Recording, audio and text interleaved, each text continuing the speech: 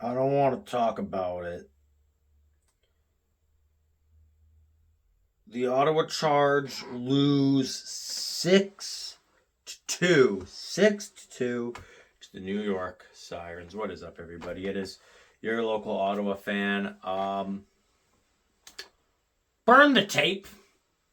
Burn the tape for this. Again, crumple it up, throw it out. This is one that we don't want to come back to. This was terrible, awful. Um, okay, I'm going to talk about it. Controversy. The goalie interference on what could have been what would have been the first goal of the game that would have given Ottawa a 1-0 lead. A 1-0 lead, might I add, that they absolutely would not have deserved. They got thoroughly outplayed in the first period. Thoroughly outplayed all game. But that first period was especially bad. They got absolutely clobbered in that first. 3-1 is a very reflective score after one.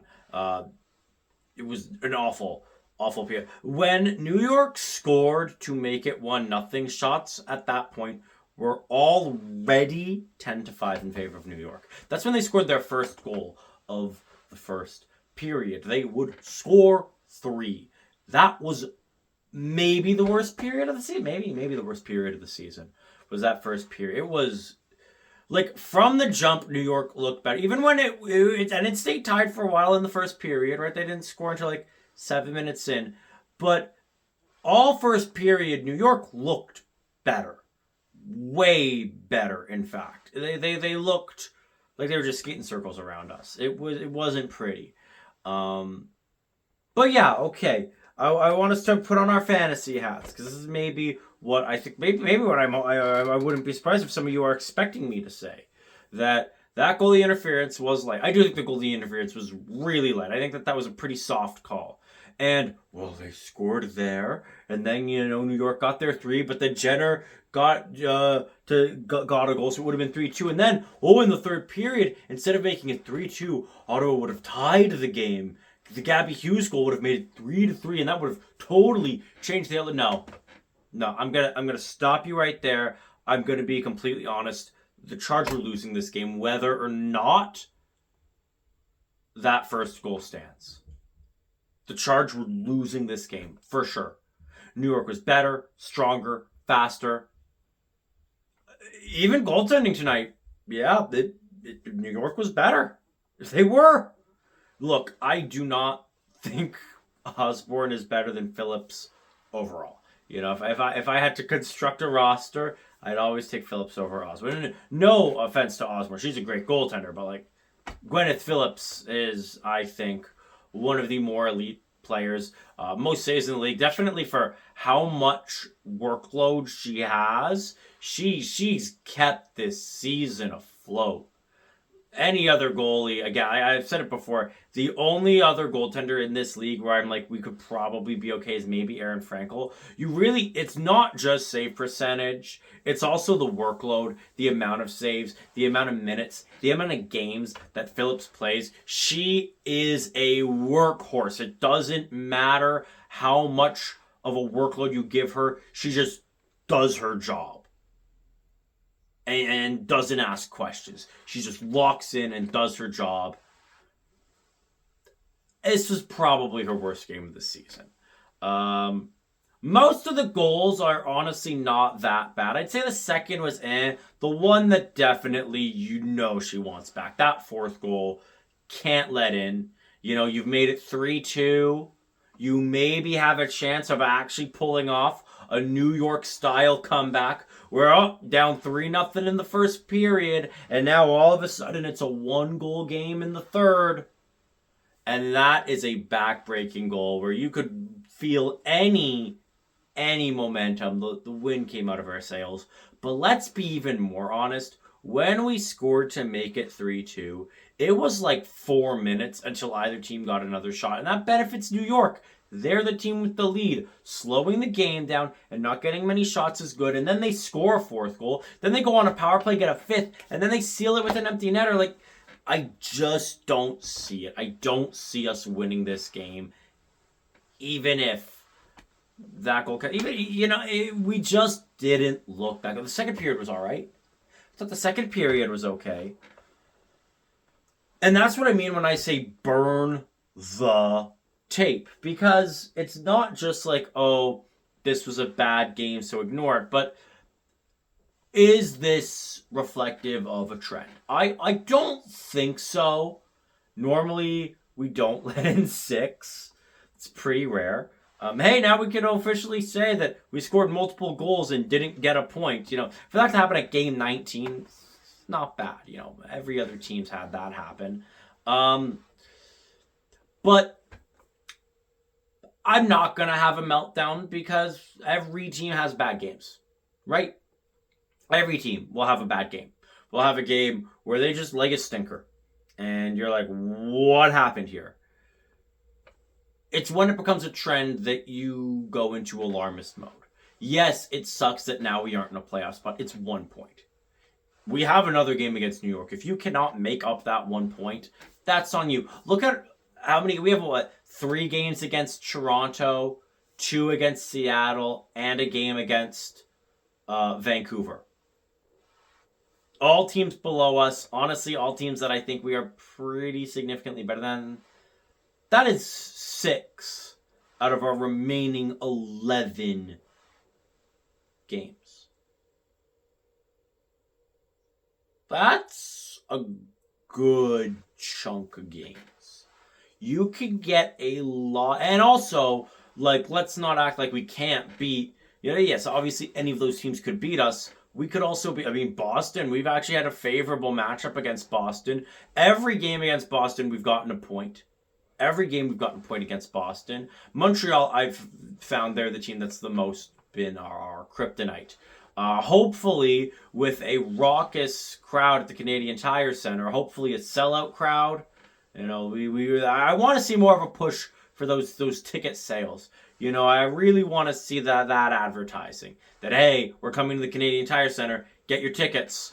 Because right now, it's already guaranteed that they're going to have more fans than they had the first time they did it. But they could sell out the Canadian Tire Center. But I think there just needs to be a bit more of an advertising push. It's Good Friday. I think as the day gets closer, the tickets are going to sell real fast. But for it to be on Friday night, and it's a holiday for a long weekend, an extra long weekend, that is prime go to a hockey game area.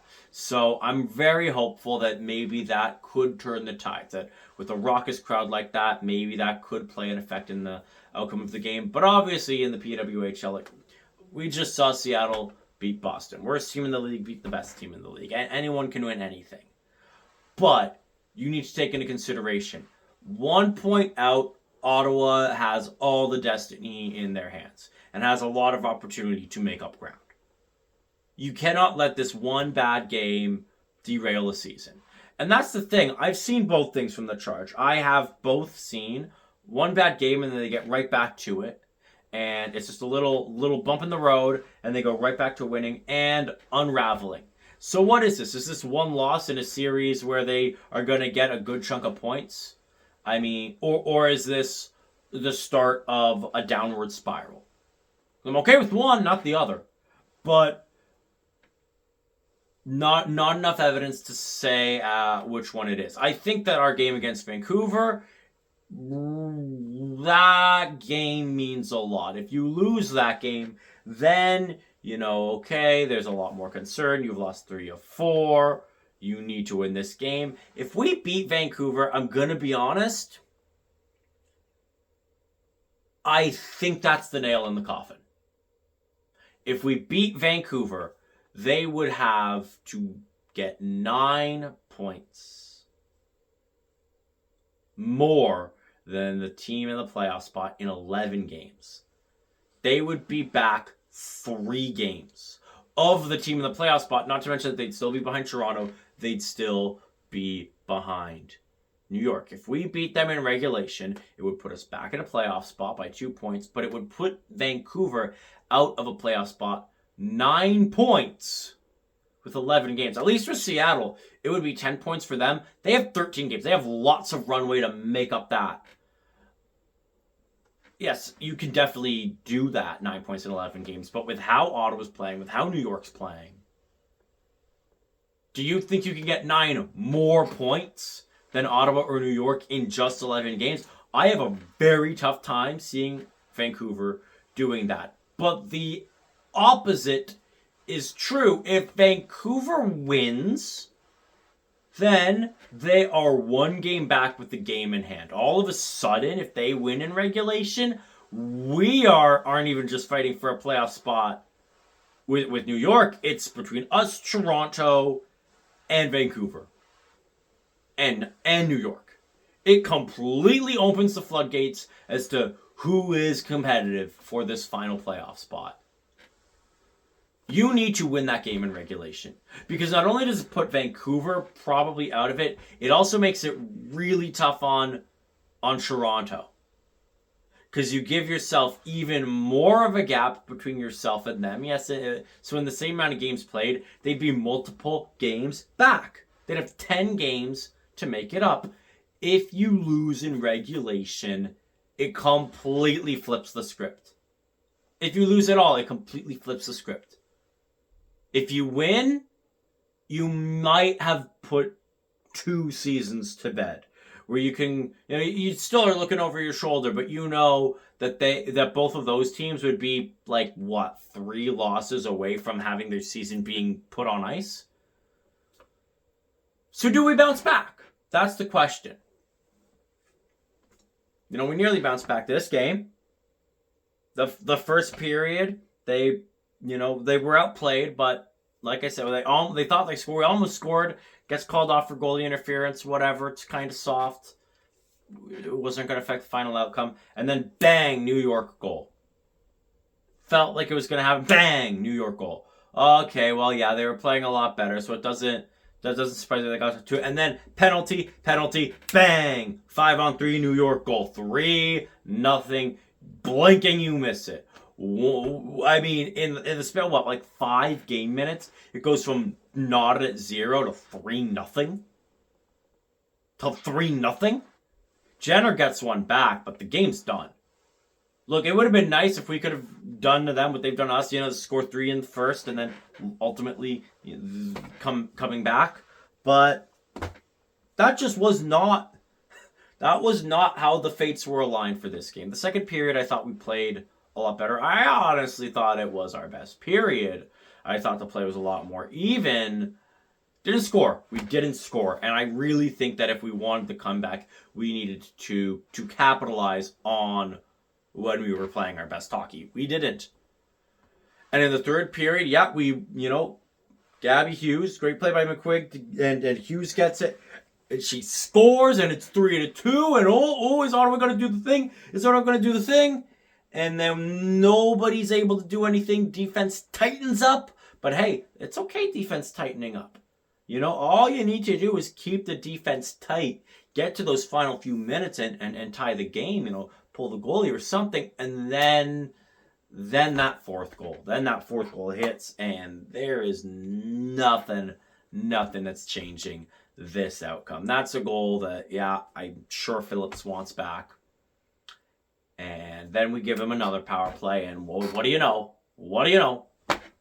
Out of our power play, they didn't score. Oh, wow. They score. 5-2. They get an empty netter for good measure. Until I see more games like this, burn the tape.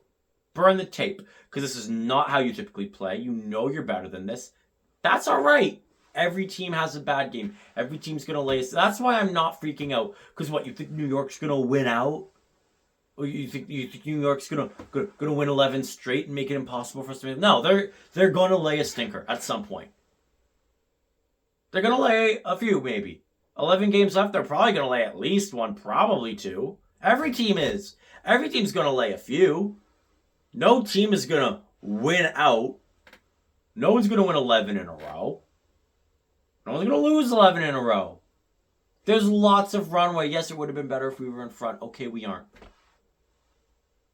You're masters of your own destiny. You're facing teams that you can beat, that are beatable. So beat those teams that you know you can beat. And hopefully as the season's winding down, you are playing teams that have nothing left to play for, and they are playing like they have nothing left to play for, you know? If in our last game of the season, if the Scepters are already mathematically eliminated and we're fighting for a playoff spot, like, is it worth it for Toronto to bring out the big guns just to try to stop us from making the playoffs? Maybe, but if their draft choice is already solidified, maybe not. But you've got lots of runway. Yes, it would have been nice if we could have given ourselves a 4-point cushion. That would have made it a lot easier. Okay, so what? We didn't. Now what? Is this just like how we've been since we've come back? We had a shootout loss, best team in the league. Then worst team in the league, nearly went to overtime, but we won. We won. And now this one. So in 3 games, we've gotten 4 out of a possible 9 points. Not the best, not the worst. Not the best, not the worst. You could also look at it as 2 losses in 3 games. Not great. Not great. How do you respond? Is it going to be, hey, this is like the first game that we haven't gotten a point in a while, and we're going to have like, oh, wow, points in like 9 out of, 11 games. If we've got something like that, 9 out of 10, 9 out of 11 games in a row with at least 1 point, this being that 1 or 2 game exception? Or is this the start of a downward spiral where we go from, hey, we're kind of feeling comfortable to playoffs gone? I don't know. That's why I'm not freaking out. Because I still have a lot of faith. I've seen how the season started. This wasn't that. This was just, I think, just a bad game. Everybody has bad games. Look, we've got a long road trip. Even though we technically have home games, they're takeover tour games, which, to the benefit, those aren't away games in that they are going to be openly hostile, but they certainly aren't home games in which the crowd is actively rooting for us. Especially, you look at who we're facing and where we're playing those games in Winnipeg and Calgary. It's, I think, maybe if we were facing like an American team in Calgary and Winnipeg, then it would be a lot more like, okay, the crowd is on our side. Like, it will feel a bit more like a home game. I'll put it to you this way.